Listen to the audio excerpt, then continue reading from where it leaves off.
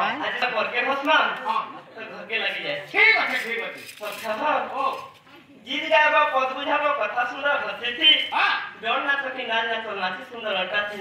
जनता के सखा धुती सुंदर करथी चंदन सुंदर अपास क्या जाने के फसाते गोड़ जाने के फसाते हां एटू कहि मने ठीक है जुमना हे पारो ये हमर घन जेतो आसी सुनवा एरिया सखा कट गेल हां